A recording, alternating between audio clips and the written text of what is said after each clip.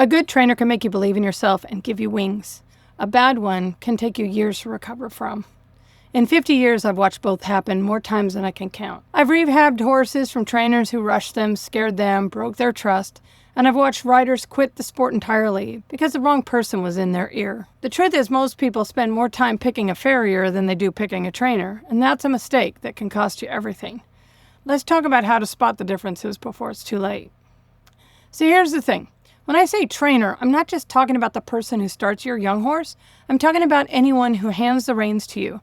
Your riding instructor, your clinician, the barn manager who's giving you advice over the rail, the online advisor, the online coach. Good training doesn't just teach skills. It builds something deeper. It builds trust between you and your horse, between you and yourself. A good trainer teaches you how to think, not just what to do. And a bad one? A bad trainer doesn't just teach you the wrong thing. A bad trainer makes you doubt your own instincts. They make you feel like you're the problem when the method is probably the problem. And I've seen that damage take years to undo, in the horse and in the rider. Now, I want you to really think about this, because it's one of those things nobody warns you about until you're already in it. Let me tell you what a good trainer looks like. And I'm not talking about the ribbons on the walls. I've known world champions who couldn't teach a goldfish to swim, and I've known quiet barn trainers who could turn the most difficult horse into a partner. A good trainer, first of all, explains the why, not just to say heels down. They tell you why your heels need to be down, that your heels need to be your anchor. It engages your whole leg. It acts like a shock absorber. And when your heel pops up, you lose that anchor. They want you to understand the mechanics so you can problem solve on your own when you need to. They're not just standing there telling you what to do. They're teaching you how to think for yourself. A good trainer goes at your horse's pace, not their ego's pace. They know that slow is fast with horses. They're not trying to get your horse to the 3rd level by Tuesday to prove something. They're building a foundation that will hold up when things get hard. A good trainer admits when they don't know something. This is a big one. In 50 years, I still learn new things every single week. The trainer who acts like they have all the answers, that's not confidence. That's armor. And armor gets in the way of real teaching. A good trainer makes your horse feel like a winner. They set up exercises that are achievable, they reward the try, and they don't drill something into the ground till the horse is sour.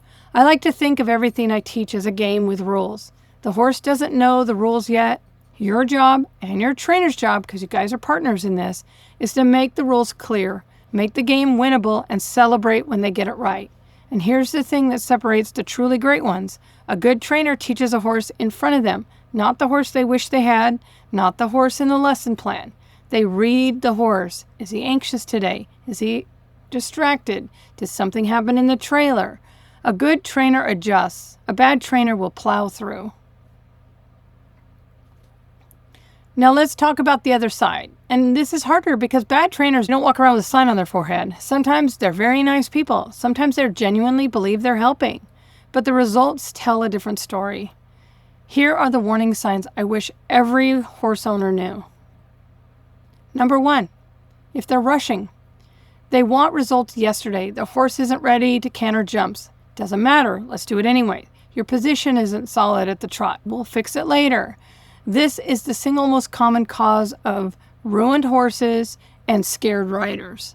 A horse that gets rushed learns that jumping is scary. They learn that they can't trust the rider to keep them safe. And once that trust is broken, it can take months to rebuild, if you can rebuild it at all. Number 2, they blame the horse every time something goes wrong. It's the horse that's being stubborn. The horse is being naughty. The horse is being difficult. Now I want you to really picture this. A horse that's confused or scared isn't being bad. They're communicating the only way they know how.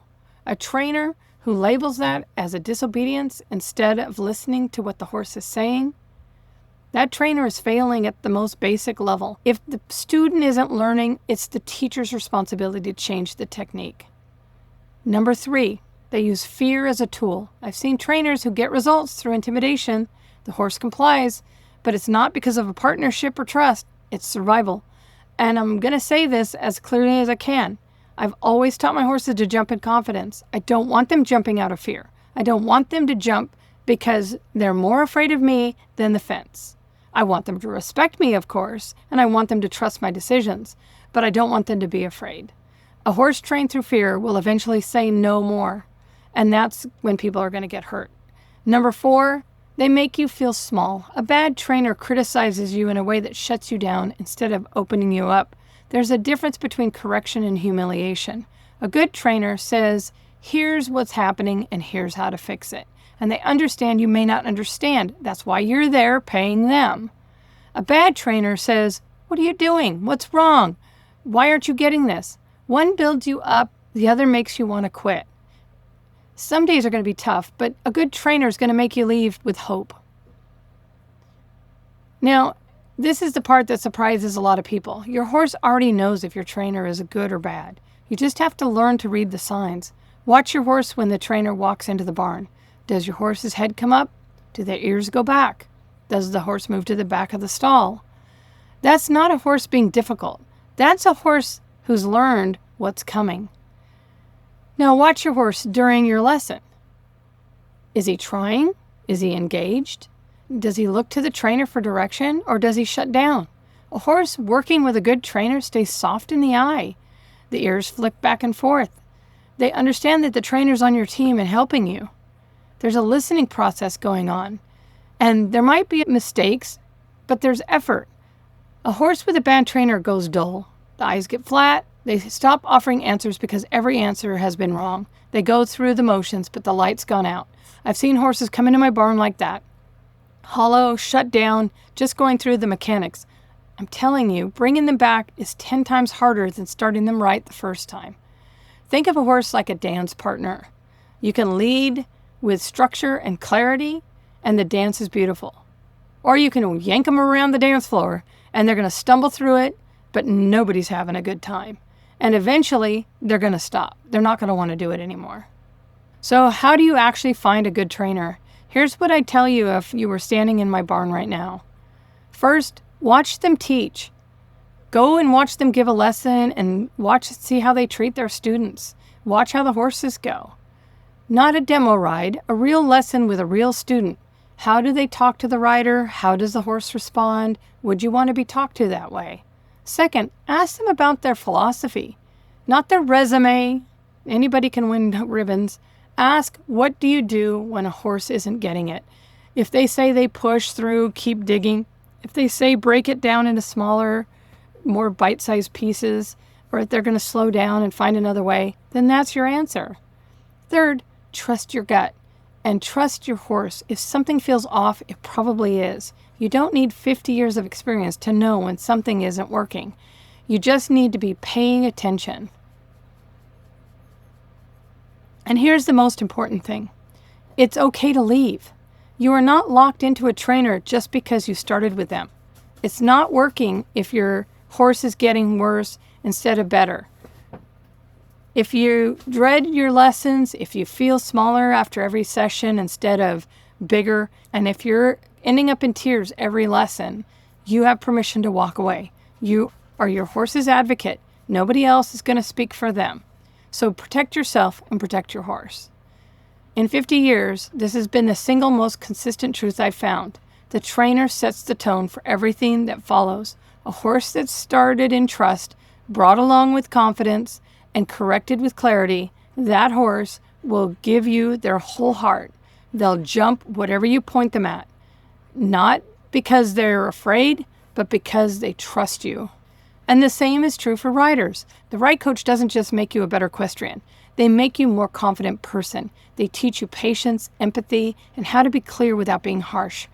Those are life skills, not just riding skills. Remember, slow is fast with horses. Take your time finding the right person. The wrong one will cost you years. The right one will give you wings. So let's do a quick recap. A good trainer explains the why, goes at the horse's pace, admits what they don't know, and builds confidence. A bad trainer rushes, blames the horse, uses fear, and tears you down. And your horse already knows the difference. All you have to do is watch and listen. Okay, here's your homework. This week, watch your trainer. Or watch the person you're thinking about hiring as your trainer with a fresh eye. Notice how your horse responds. Notice how you feel after the session, and be honest with yourself about what you see. All right, get out there, do your homework, and be the advocate that your horse deserves. If this hits home for you, share it with someone who needs to hear it. Drop a comment. Tell me about the trainer who changed your life, for the better or for the worse. I'd love to hear those stories. And if you need some advice, hit me up. That's what I'm here for. Check out the Equestrian Edge Mentorship Program. Links below. Talk to you soon.